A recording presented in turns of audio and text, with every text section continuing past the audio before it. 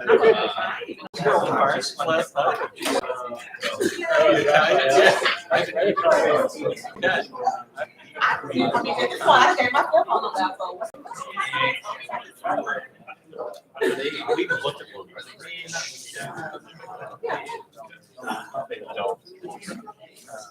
you weren't surprised when we restarted. That's just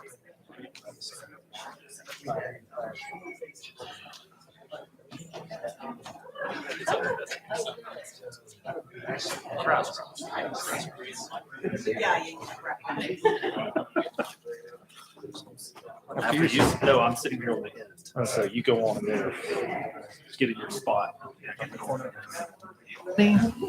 Okay. Good afternoon, everyone. Welcome to our Tuesday, November 1st agenda session. If I can get a motion on the minutes.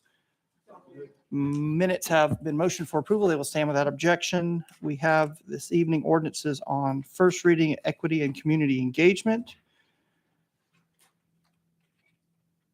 We are moving into resolutions, economic development, items that we did cover in committee, and also items in community development. Do have a light. Councilwoman Hill, please. Thank you, Chair. Tonight, under item C, an economic development resolution, I'm going to be moving to approve alternate version 2. Alternate version 2. We'll look for that in the form of a motion, ma'am, at 6 Thank you. p.m. Thank you. I think, is that item D? Oh, yeah, sorry, item it is. D. Item Yeah, D. Thank you. my notes went Nope. over the letter. Yeah, item D, alternate version 2. My Nope, apologies. we have a note. Very good. Thank you, ma'am. Moving back into community development under item E. Any questions or comments from council? If not, moving into item for IT.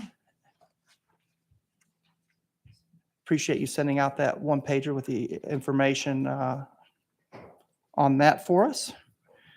So seeing no further questions on resolutions or ordinances for this evening, if you'll take a look at your purchases. I believe we have 5 purchases this evening.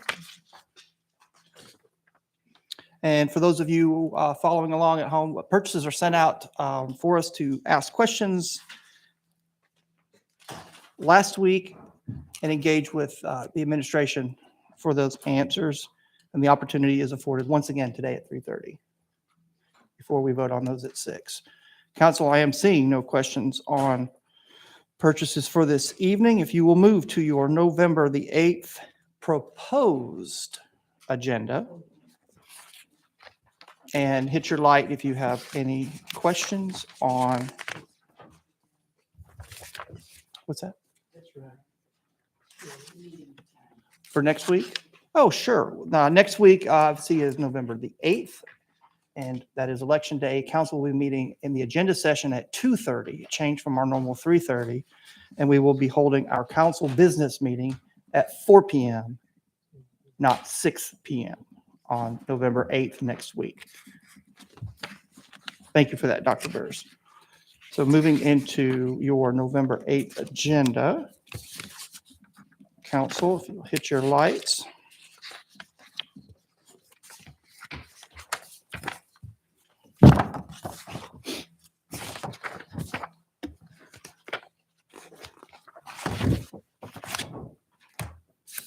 I'm seeing no lights on our November the 8th.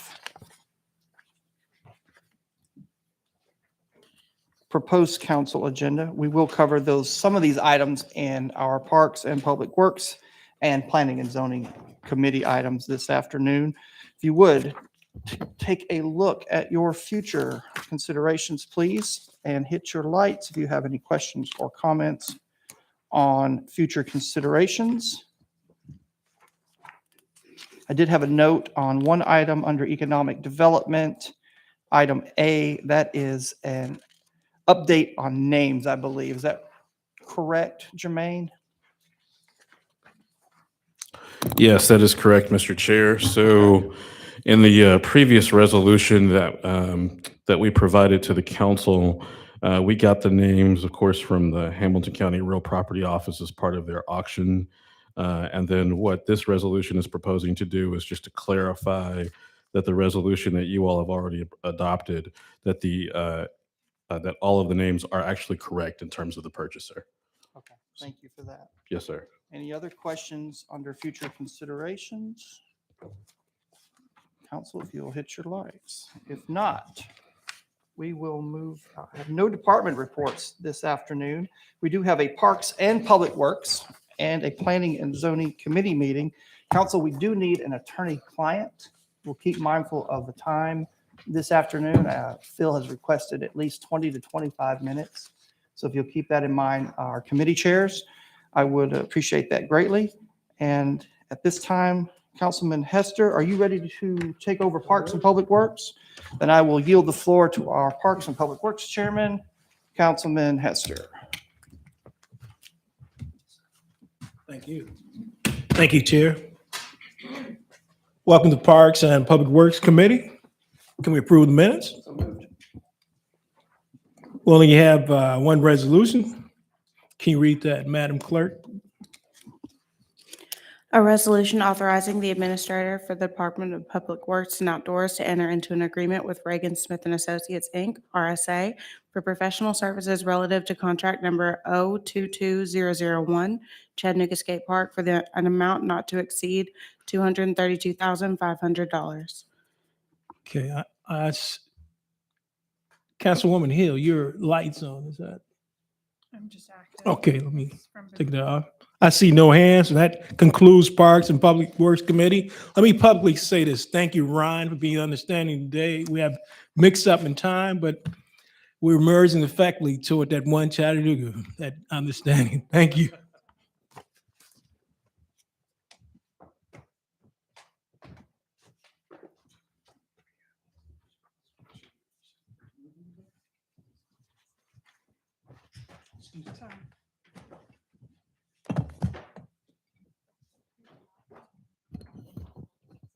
Good afternoon, everyone. I'd like to call to order the Planning and Zoning Committee. Can I get a motion on the minutes? Thank you. To get us started today, Karen is going to give us a brief update on the status of our rewrite of the zoning code, which has been underway for quite some time. Thank you. And I don't have a slide, but we did kick off the zoning code update about 3 months ago now, and we are in the period where we are doing as much public outreach as we can. So again, I encourage you, if you have a group that is interested in the zoning code or a neighborhood association, we'd love to come. And while we are doing that through this fall, Camiros, the consultant for the zoning code update, is preparing a draft ordinance. So I had told Jenny that I would prepare kind of a little ticker, like the Domino's delivery ticker, showing where we are moving through the process. And I do not have the slide for that, but I will give a more thorough update. But really through fall and early winter, we are kind of in a waiting period where Camiros is doing the work. Their approach, I think, as they conveyed to you, was that they don't do all the input, draft, and then talk about it some more, that they do the assessment, get the input, draft the language for people to respond to. They found over time that having something concrete for people to give feedback on is more helpful. And then we will start a whole review, internal, external review process. So it is hard to come to you a little bit and say that we have a project underway and we're waiting, but that is the first part of this project, is really through this fall. So we have the Eastdale Public Meeting, Neighborhood Association meeting this Saturday we'll be at, and then I believe we have a St. Elmo meeting on Monday we'll be at to discuss the zoning code update. But again, when we're at those meetings, we're letting folks know what the project is and encouraging them to sign up and really be on the lookout for this winter when more information is coming. Thank you, Karen. I don't have any lights. Do you have any questions about zoning update at this point? No. Okay. All right. So you all have each received the rundown in your packet of all of the different zoning cases that are going to be on our agenda in the coming weeks. We have two that are in the packet that have had opposition, but we do have one case that actually has been withdrawn without prejudice. And that is item 2022 0191. It's item A for our November 8th agenda. Karen, do you feel any need to cover that case with the presentation? I'll defer to Councilman Henderson, but I believe he is ready to act or discuss the withdrawal. Councilman Henderson. Thank you, Madam Chair.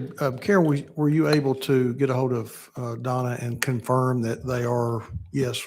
I did, yes. This is the Lookout Valley Quarry request, and I did follow up with the applicant, AD Engineering, and they said verbally yes, and then they followed up with an email Okay. about an hour ago saying that yes, they'd like to move forward with the withdrawal. So at 6 o'clock, I'll just move to withdraw the application. Okay. That will be on our agenda for November 8th. So that'll be next week. Yeah, November Yep. 8th. Okay, great. The other case that we have that we definitely want to take a look at as a group is it's item G 2022-0201.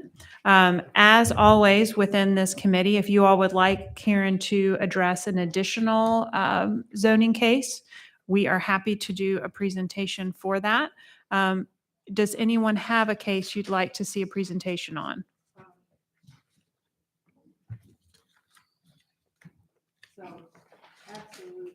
Councilwoman Burrs?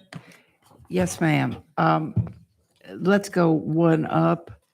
Let me just give you a heads up that I will be meeting with Mr. Emery. Okay, this is 0199. Yeah. Okay, And this may be withdrawn or it may be deferred. I just wanted to give you a heads up. Okay. I meet with him the end of this week.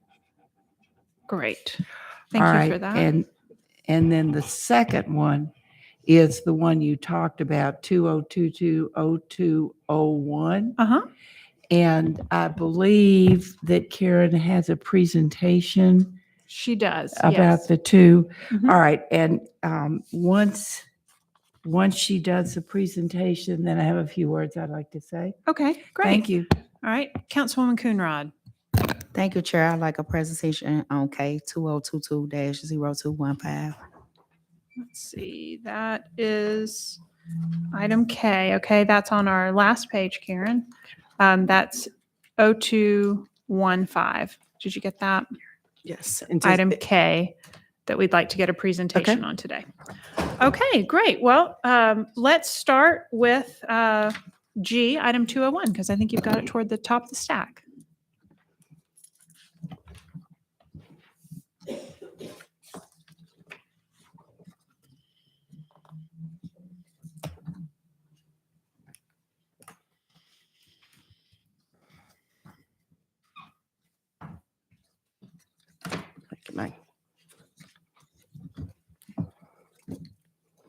Okay, this is case at 7725 Lee Highway. The request is to rezone from C2 Convenience Commercial to UGC Urban General Commercial. The city of Chattanooga is the applicant of this on this case. His proposed use is to convert a hotel to permanent and supportive housing. The proposed use of permanent supportive housing, which is considered multifamily housing under zoning, is an allowed use in the current zone of C2. However, the urban general commercial zone permits the number of multifamily units proposed for the site. The UGC zone does permit a more traditional urban form, but the zone's been used elsewhere in the city in more suburban areas, such as on East Brainerd Road at the former East Brainerd Elementary School site, and at Morris Lane, and also at Cambridge Square. There is another case on your agenda or your proposed agenda for next week that we can cover today, with a rezoning from C2 with conditions to UGC. That's case 2022-201 on Hickson Pike. In that case, the reason for the request for the zone, other than density, was because it allows smaller setbacks along Hickson Pike and then joining street, and that is a proposal for a residential use in the UGC. Just a reminder that this zone is C2 without conditions, and the UGC zone does have additional landscaping conditions and a short list of additional requirements. It's one of the newer zones. The C2 zone is one of the older, I guess, slightly more traditional zones. The Lee Highway Area Plan, Shallowford Road Lee Highway Area Plan recommends a heavy business mix for the site. This is defined as convenience commercial, neighborhood commercial, region serving planned commerce center, office, high-density residential, light industry, warehouse, wholesale, or similar uses.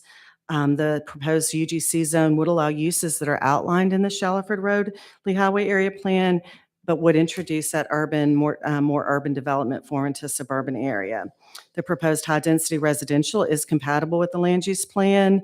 And just noting that the UGC zone does allow for that higher density than the current C2 zone.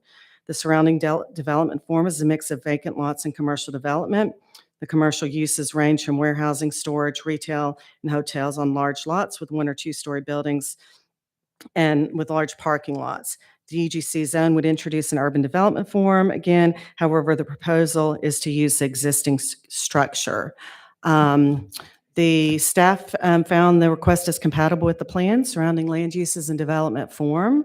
There was substantial opposition present at Planning Commission, concerns about notification of the rezoning, nuisance concerns, the proximity to Silverdale Baptist.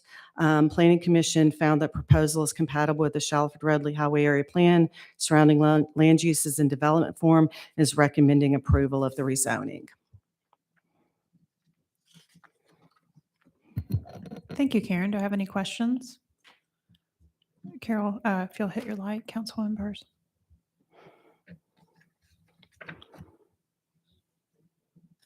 If you hit your light, I'll let you go live. Councilwoman Burrs. Thank you so much. First of all, I want to thank my colleagues for really, really working hard on this project and looking at all kinds of aspects to it. I've had a number of meetings with the leadership at both the Academy and the Church of Silverdale and find them to be pretty terrific people. I have a statement I want to read mainly because I want it to be on record. And the church and the Academy know that I'm reading this and that it's on the record.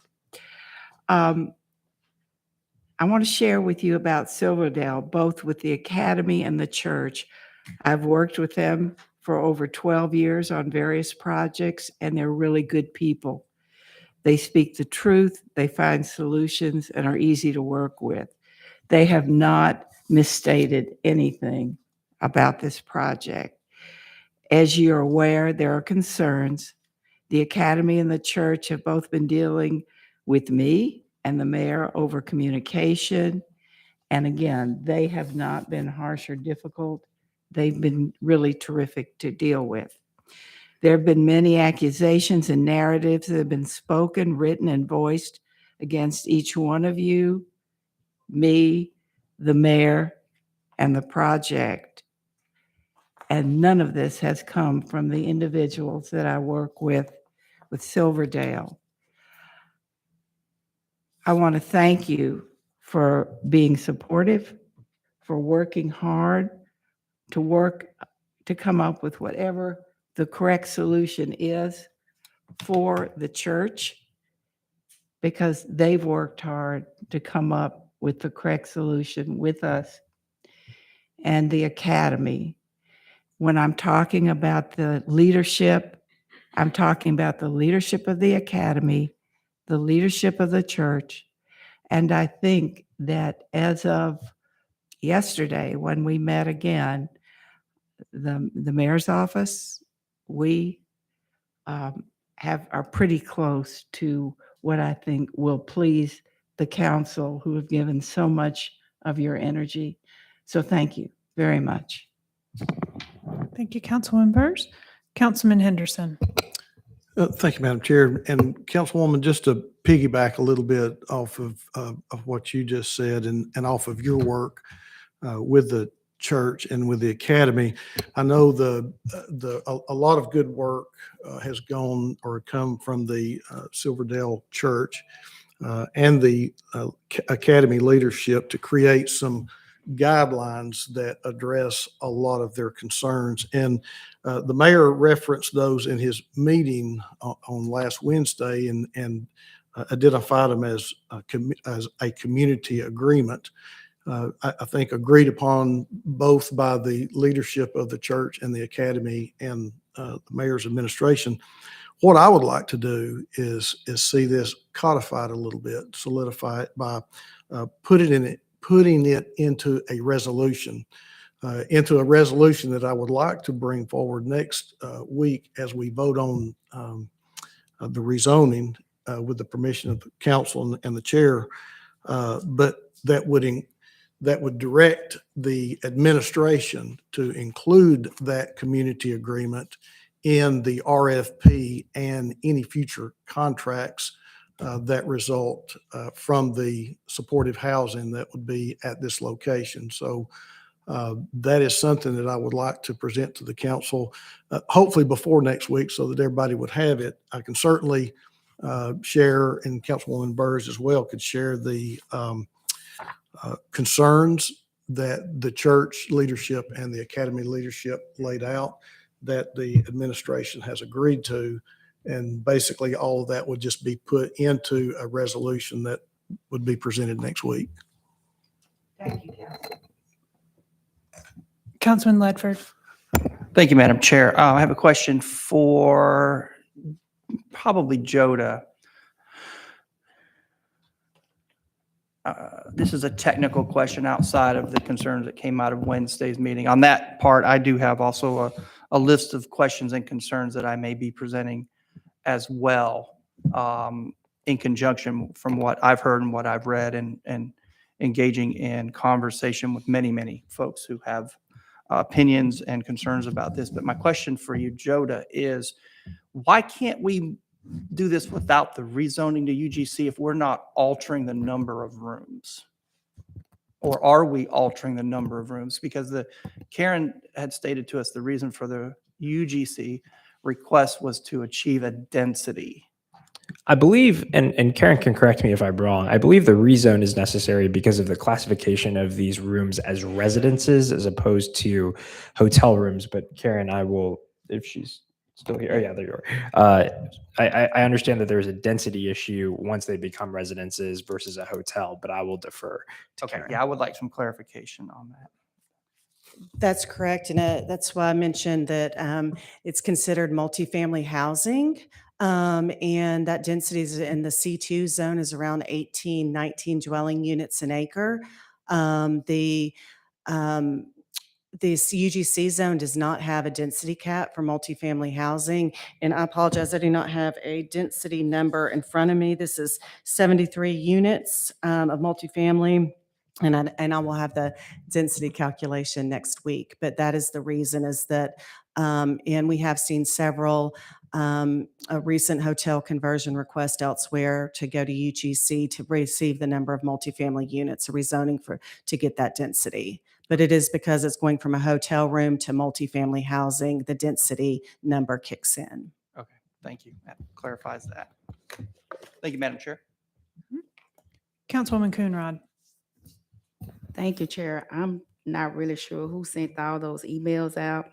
But if Councilwoman Burrs saying that it didn't come from the church or from the academy, I mean, it was some really harsh things that were said. And I mean, those letters, I mean, made it clear that even I wouldn't even be able to stay at the supportive living house if I needed to, because I'm a convicted felon, a reformed convicted felon.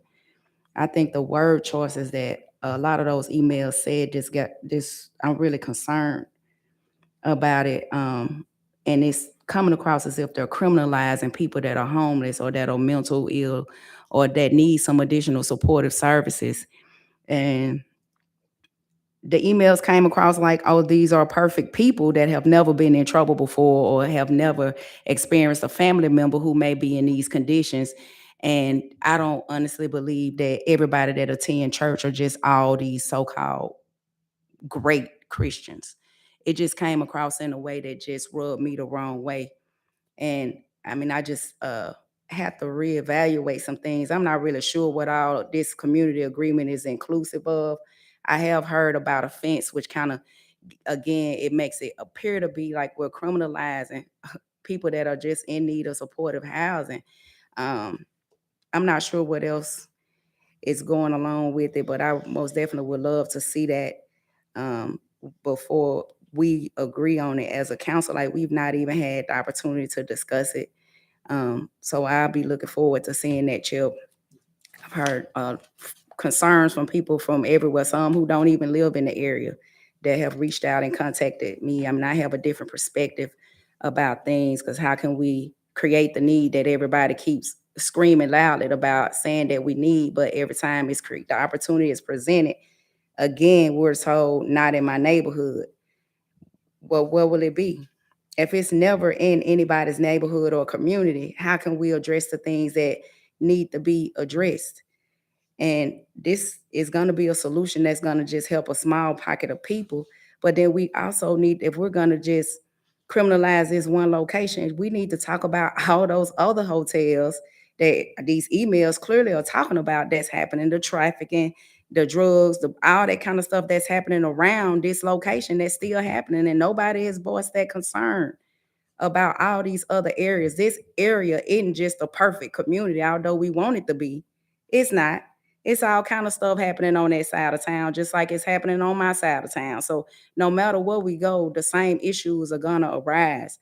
I just hope it's some kind of collaboration with the church and the academy that will be more like Jesus, like God, like to say, we want to help. We want to open up our church doors and invite you to come in and commune with us. How can we help you? How can we help the organization? What can we do to make you whole again? I mean, that just seemed like it would be a simple fix, but and again, I apologize if it wasn't coming from any church members. The emails didn't say this just from somebody who doesn't attend the church or the academy, but it came across real strong and real nasty, and the stuff that was in it was really unnecessary. And it's really done changed my mind about a lot of stuff. It really has. But again, I'm looking forward to seeing that agreement. And thank you, Councilwoman, for all that you've done to try to mitigate and to make this workable. Thank you, Councilwoman. Councilman Smith. Thank you, Madam Chair. Mr. Attorney, maybe Mr. Chair, I heard about a resolution being proposed by Councilman Henderson. Has this been approved for next week already? If not, at which point would it be, since we have not seen the? May I respond, Madam Chair? Absolutely. Thank you, Madam Chair.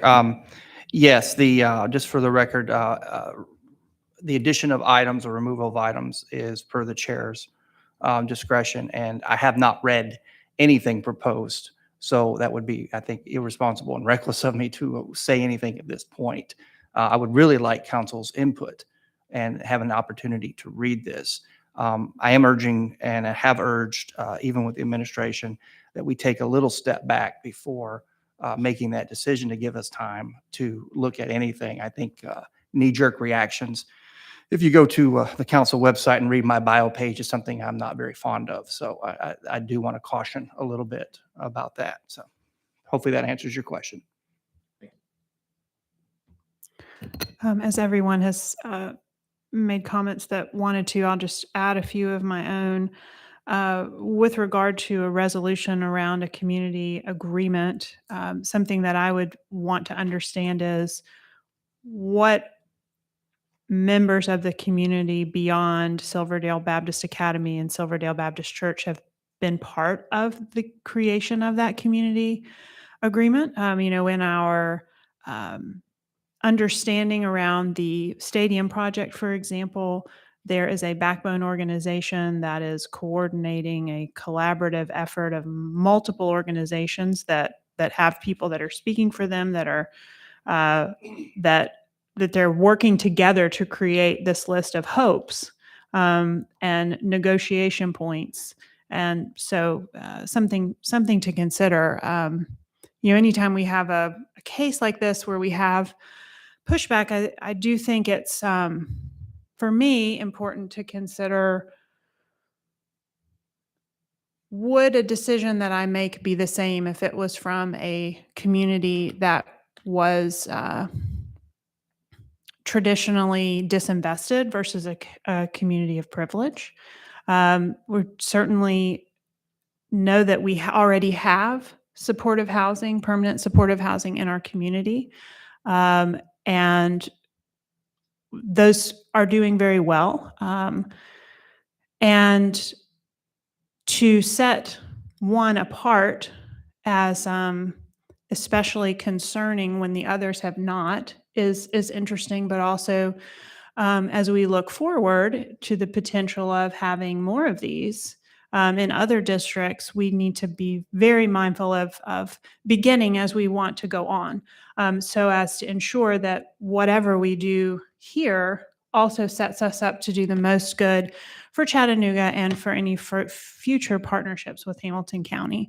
So I'll be interested to read the resolution when it comes to us, and I too would like to have plenty of time to consider it, and for us not to feel rushed into the agreement on any kind of resolution as part of this rezoning. Looks like we've got Councilman Henderson. Got something to add?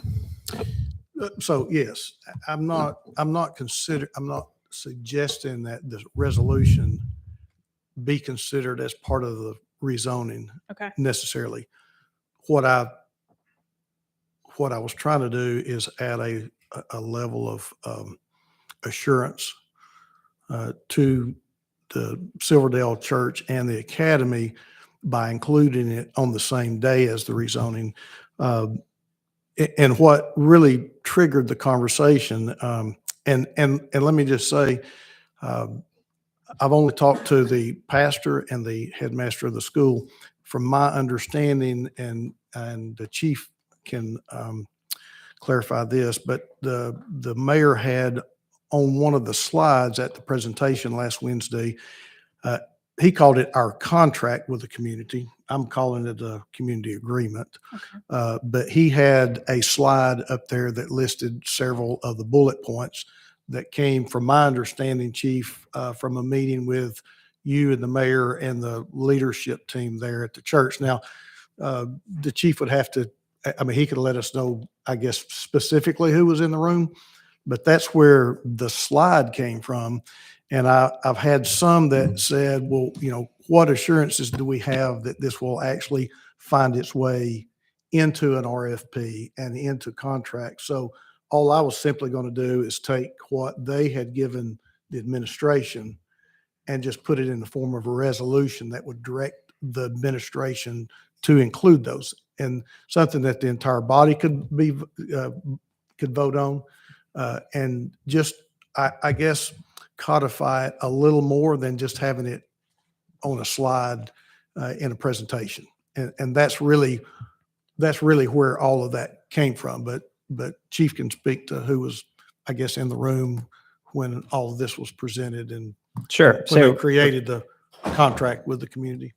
of course. So one of the things that I want to flag is that the contract of the community that the mayor presented at the community meeting on Wednesday was in part the result of a meeting with Silverdale leadership, including the head of the school, Becky, and then also the head pastor for Silverdale, or senior pastor for Silverdale Academy, and also some conversations that have happened prior to that. Also input from Councilwoman Burrs, whose district this resides in, but then also some of the feedback that we got at the community meeting on Wednesday, as well as best practices recommended to us by service providers that do this kind of work. So we wanted to make it very clear that we were willing to make some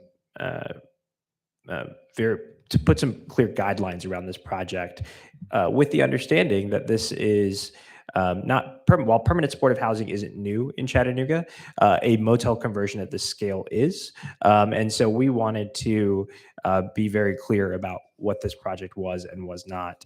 And we hoped that that would bring some community confidence to the process. I do acknowledge there is something of a disparity whenever we, in terms of how we might respond to different communities. But I think that in this project, considering we have never done something as an administration or as a city exactly like this, we felt it was appropriate to communicate that to the community. What I'm hearing Councilman Henderson suggest, which is that this be codified into a resolution, is something the administration would be amenable to, and certainly wouldn't bother us. Thank you. Councilman Ledford. Thank you, Madam Chair. On that note, I would ask that we have an opportunity for others to weigh in on some of these concerns.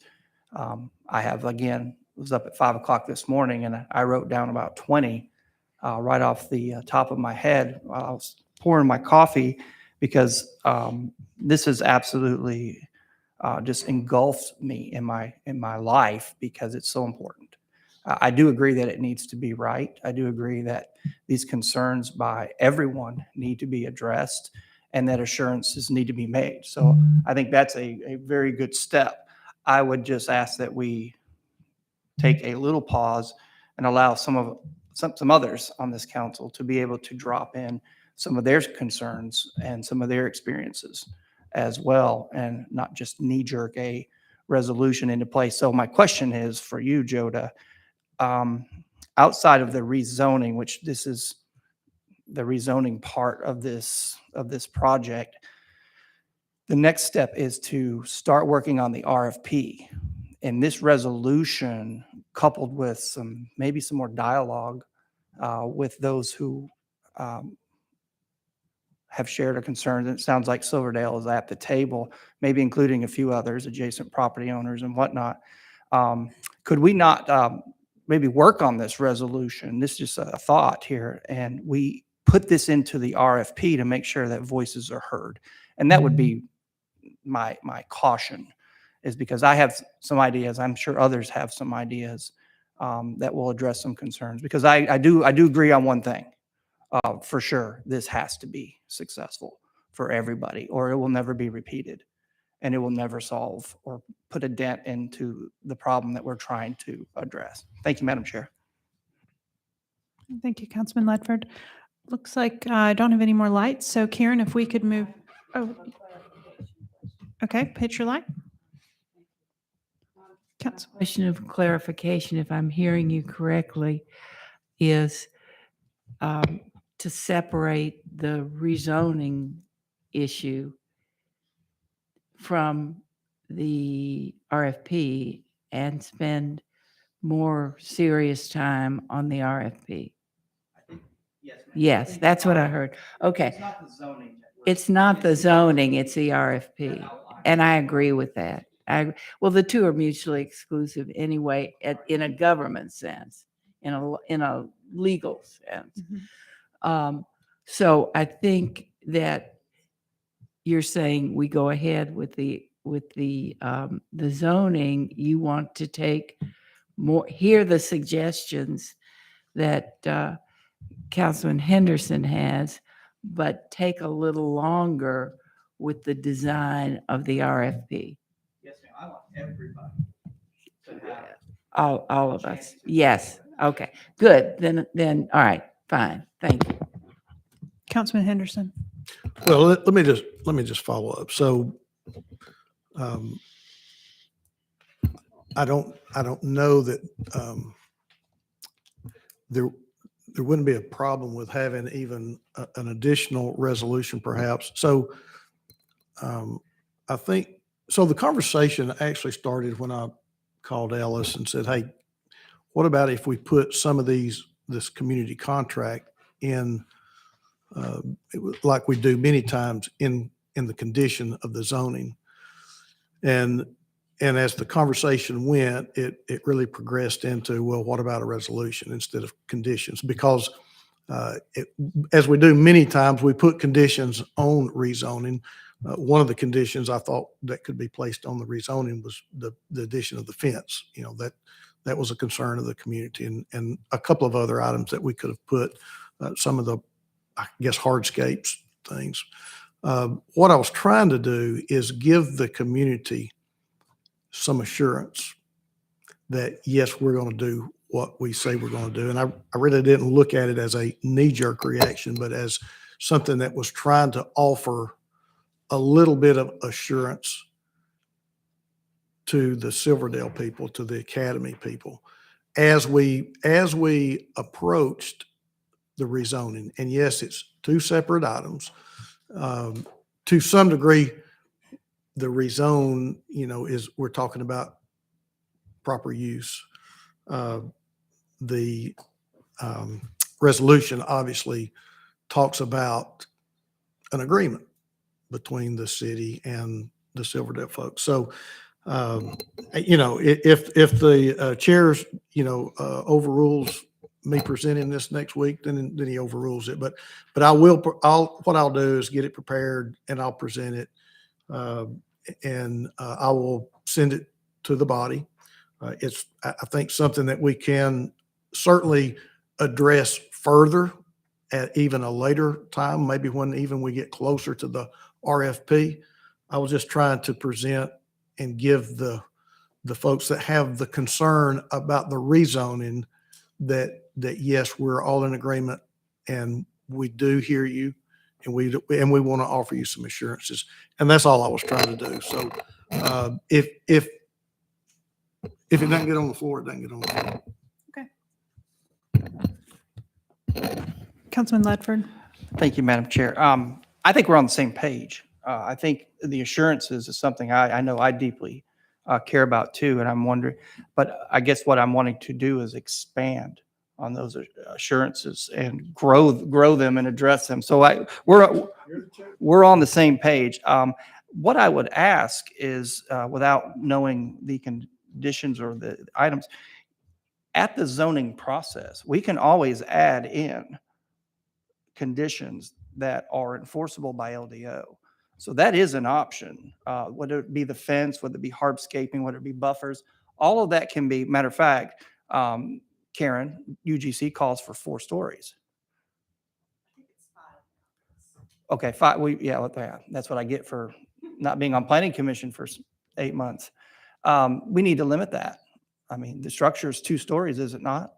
So those are conditions that we can place that may be working with the administration as the applicant in this case to address some of those concerns that you're talking about as conditions to show that we are paying attention, but addressing some of these items. And then we can work on, I believe, those assurances, because I believe wholeheartedly in those assurances in order to be successful. So that's what I would say as an alternative, is to add conditions that are enforceable by LDO and that we're discussing that meeting as an option. Thank you.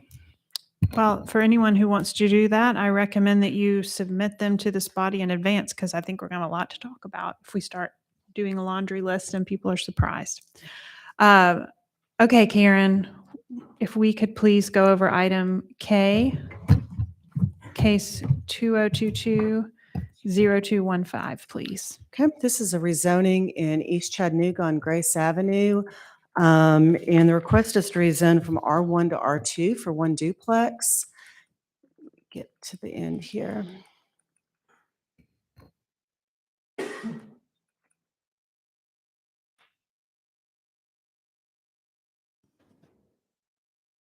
Yeah. And the applicant is requesting the zoning, as mentioned, just for 1 2-family dwelling. There was a recent rezoning request. This is a zoning map with the light yellow being the single family, or excuse me, the R1 single family zone. The RTZ was a recent rezoning from earlier this year for a townhouse development and introduced the possibility of townhomes in the area. You can do other development form in the that RTZ zone. Surrounding uses are single-family detached homes. The railroad runs to the north of this site. The Area 3 Historic River to Ridge Plan recommends a suburban residential place type.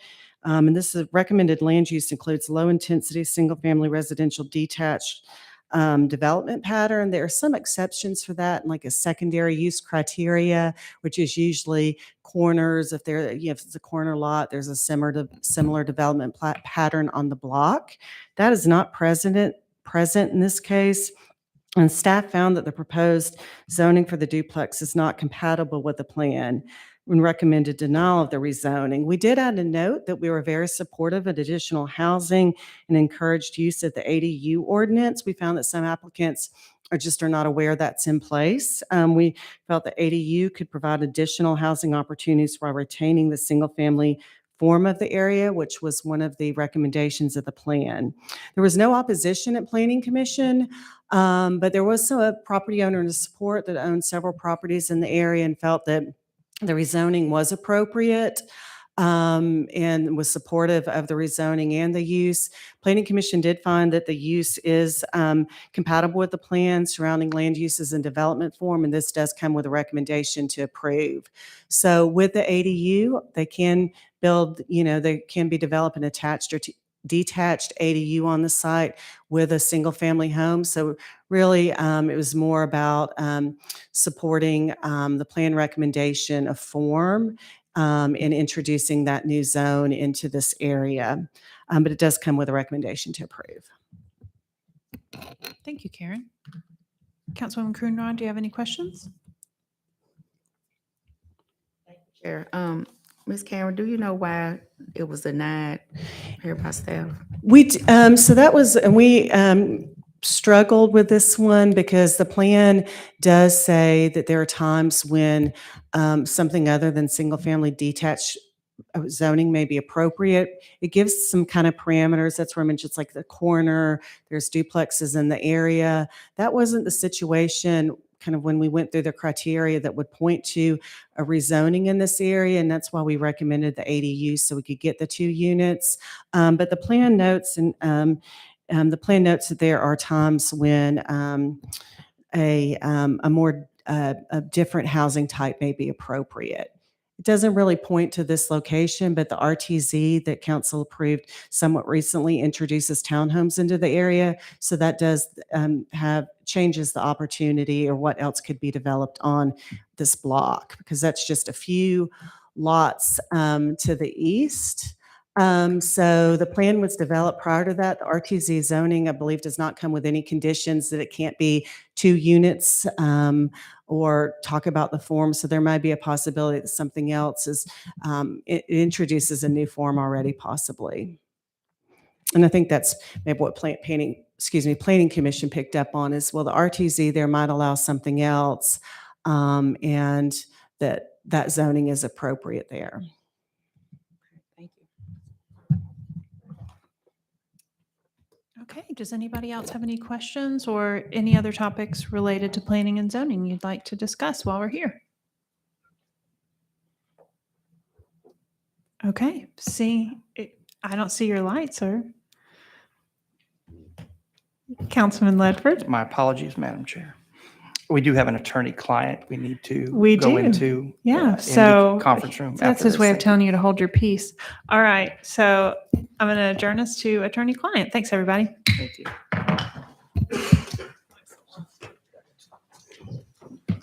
It's my first time doing that, not messing up the lights. And Rakita wasn't even here to make sure I did it.